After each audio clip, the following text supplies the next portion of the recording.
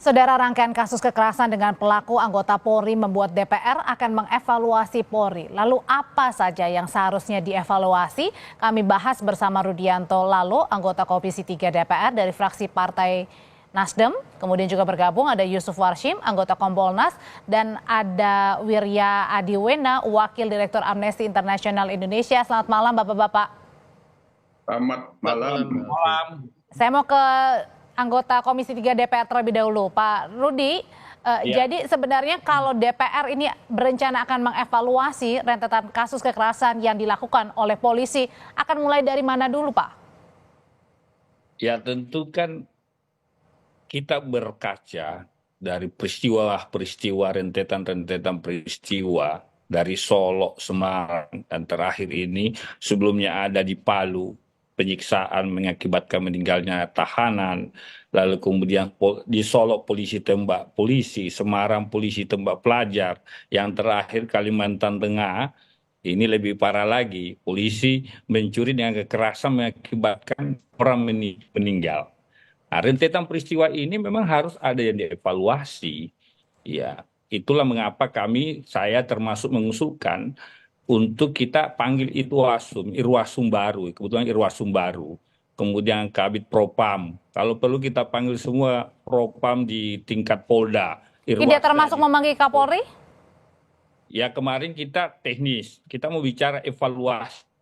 Sejauh mana langkah-langkah evaluasi kerja kepolisian Republik Indonesia. Karena program Kapolri itu kan salah satunya dan disampaikan pada saat fit and proper test itu adalah transformasi pengawasan. Nah sekarang ini kami melihat lemah pengawasannya, kan?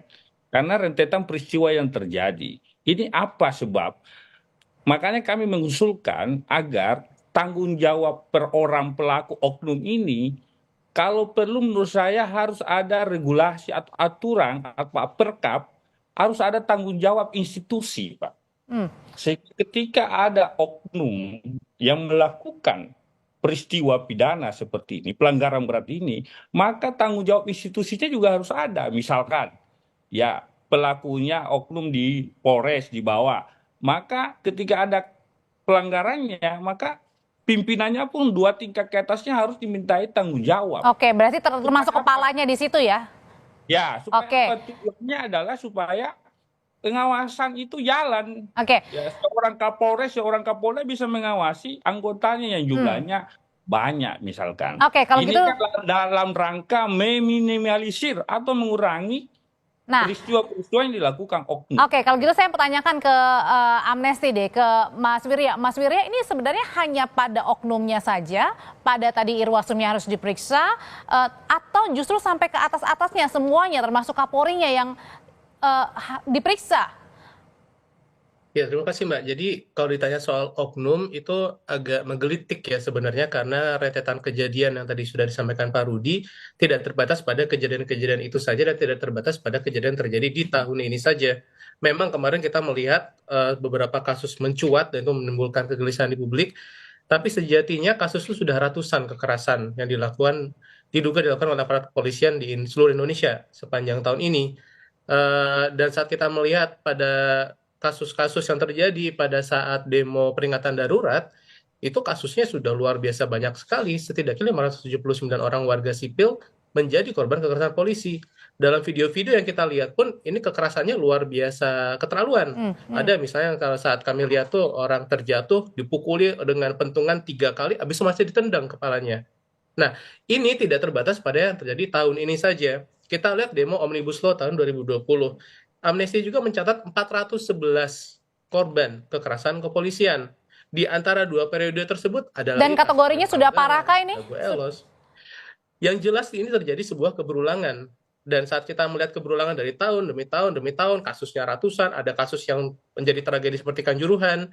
Pertanyaannya kemudian kan, kita tunggu apa lagi sih sampai kita masih mau nyebut ini sebagai masalah yang terisolir seperti sebuah oknum? Mas Wirya,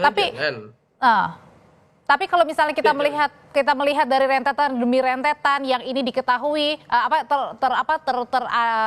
apa ya diungkap ke publik, ada juga yang tidak diungkap ke publik begitu ya. Nah, apakah ini merupakan suatu bentuk kultur kekerasan jangan-jangan yang memang dalam tanda kutip ada pembiaran di dalamnya? Nah, yang menarik adalah saat kita bicara soal pembiaran dan dilakukan secara berkala, secara rutin, kita harus mempertanyakan, jangan-jangan ini sudah menjadi kebijakan. Nah, kalau ini sudah menjadi kebijakan, sudah menjadi tugas bagi pemerintah, tugas dari sebuah negara, tugas bagi anggota parlemen untuk mengevaluasi ini secara serius. Karena ini bukan masalah oknum, ini sudah berulang dan kita semua khawatir dengan penggunaan kekerasan berlebihan oleh polisi. Oke, dari pihak Kompolnas sendiri apa catatannya sebenarnya Pak Yusuf dengan pembiaran kemudian juga sudah terjadi berulang? Kami tetap meyakini atas fakta-fakta, data-data yang dikemukakan oleh Kontras maupun Amnesty International itu, kita tetap harus mengurainya. Tapi secara garis besar, secara umum, ini soal kultur yang masih terus harus dibenahi. Reformasi kultur yang harus terus menjadi perhatian kita, kaitannya dengan pemolisian yang humanis. Kultur seperti apa sih Pak Yusuf yang dilihat sebenarnya ini? Ya, kultur pemolisian humanisnya masih harus terus dibenahi. Nah, ketika masih ada hal-hal di dalam menggunakan kewenangan dalam tindakan kepolisian yang itu ada data-data dan fakta yang cenderung melakukan kekerasan. Nah, itu kultur humanisnya masih yang harus dibenahi. Kami sendiri sebagai pengawas secara intens memberikan saran dan masukan untuk penguatan pemolisian yang humanis. Secara sistemik di Polri sendiri itu sudah cukup jelas sebenarnya dalam perencanaan strategis. Penguatan pemolisian humanisnya itu sudah terlihat jelas. Hanya ini memerlukan tidak hanya sekedar komitmen. Komitmennya sudah cukup jelas. Penguatan pemolisian humanis itu sudah cukup jelas. Hanya di sini diperlukan konsistensi di dalam melakukan pembenahan kultur pemolisian yang humanis. Konsistensi itu dari pimpinan, dari pengawasan. Pak Yusuf, gitu. tapi kalau misalnya tadi berkaitan dengan kemudian pengawasannya, terus kemudian ada dari kulturnya ya tadi yang lebih humanisnya. Tapi kalau kejadian terakhir di Palangkaraya itu kan nggak ada kaitannya sebenarnya dengan pendekatan humanis karena terlibat sabu, melakukan penembakan, mobilnya diambil, mobil warga. Tunggu dulu, kan tadi sistemik dulu. Nah, komitmen untuk pemolisian humanis itu secara sistemiknya itu sudah jelas. Hanya di sini diperlukan konsistensi. Konsistensinya itu agar bisa ada peran pimpinan, peran pengawasan. Itu yang pertama. Yang kedua, kultur itu sendiri juga membutuhkan kapasitas individual personil, konsep diri sebagai anggota polisi itu diperlukan agar tidak cenderung melakukan penyalahgunaan kewenangan secara individual menjadi oknum yang melakukan pelanggaran-pelanggaran. Maka di situ diperlukan penguatan kapasitas individu, penguatan konsep diri. Maka ini jatuhnya ada pada pembinaan. Namun konsistensi di dalam pembinaan kapasitas individual dan konsep diri sebagai anggota Polri itu tetap memerlukan peran pengawasan yang kuat. Pengawasan itu sesungguhnya di institusi Polri itu ada dua, pengawasan secara institusi dan pengawasan melekat. Pengawasan melekat ini ada pada peran pimpinan. Oleh karena itu, data-data yang dimiliki Kontras dan Amnesty International itu sangat penting kami perlukan. Nanti kita urai, apakah ini ada masalah peran pimpinan yang perlu dimintain pertanggungjawaban atau memang tanggung jawab individual yang harus dimintain pertanggungjawaban. Mengenai peran kepemimpinan ini, tadi juga pada saat di DPR, Ketua Komisi 3 Pak Habib bilang tidak perlu ada evaluasi bagi Kapolri, saya bisa kasih jaminan begitu. Nah, kenapa kemudian Kapolri ini tidak perlu dievaluasi, Pak Rudi?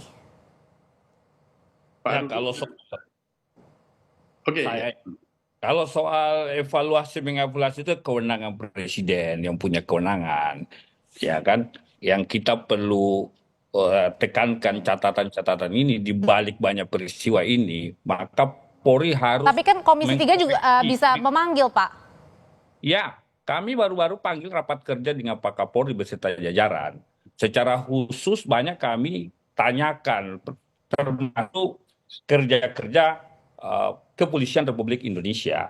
Tetapi yang kami tekankan sekarang ini adalah di balik peristiwa ini, kalau tidak ada langkah-langkah cepat, tepat, maka ini saya kira akan terulang 2, 3 bulan, 6 bulan, 1 tahun akan banyak rentetan peristiwa seperti ini. Apa yang harus dievaluasi? Contoh misalkan penggunaan senjata api yang banyak disalahgunakan. Perlu pengetatan misalkan. Bagaimana orang mendapatkan senjata api, polisi ini menjawab ke polisi. Satu amanah yang berhak diberikan. Bagaimana psikotesnya, bagaimana kemudian praktek menembak selama ini. Ya. Ini perlu dievaluasi semua, satu. Yang kedua, bagaimana pembinaan karir, rekrutmen anggota Polri. Apakah anggota rekrutmen ini betul-betul berkeadilan, jujur, tidak ada misalkan seperti yang banyak di masyarakat terjadi karena ada berbayar dan sebagainya. Yang kedua, bagaimana misalkan pembinaan karir, promosi jabatan. Jangan lagi ada orang yang pernah disanksi, lalu kemudian diberi pos di kepolisian misalkan. Padahal masih banyak juga orang yang baik misalkan. Ini juga menjadi catatan kami. Yang kami tahu baru-baru ini ada polisi dipromosi padahal misalkan yang bersangkutan pernah mendapatkan sanksi. Seperti inilah yang harus dikoreksi supaya betul-betul yang menduduki pos-pos penting di kepolisian adalah orang-orang yang berprestasi, yang rekam jejak baik, yang berprestasi tapi bukan bermasalah begitu ya? Ya, kira begitu. Pak, terakhir ke Mas Yurya. Mas Yurya, kalau catatannya nih dari Amnesty, ini kan ada Pak Rudi juga yang mewakili Komisi 3 nih. Sebenarnya evaluasinya yang perlu apa nih nanti? Yang paling penting saat ini adalah masyarakat tuh menginginkan polisi bertanggung jawab sebagai sebuah institusi, bukan oknum-oknum saja atas maraknya kekerasan polisi yang terjadi di masyarakat. Dan ini bukan perilaku anggota per anggota lagi. Karena itu masyarakat ingin sekali meminta dan mendesak parlemen, DPR, untuk memanggil Kapolri kembali untuk dimintai pertanggungjawab tersebut. Evaluasi menyeluruh itu perlu dilakukan, tidak hanya pada senjata api saja, tapi juga senjata kurang mematikan atau less lethal weapon seperti gas air mata, water cannon, pentungan yang sering digunakan untuk merepresi protes-protes yang seringkali adalah corong suara masyarakat pada situasi genting seperti pada demo peringatan darurat tempo hari. Mas Wirya, terima kasih. Pak Yusuf, terima kasih. Pak Rudi, terima kasih sudah berbagi pandangan di Sapa Indonesia Malam.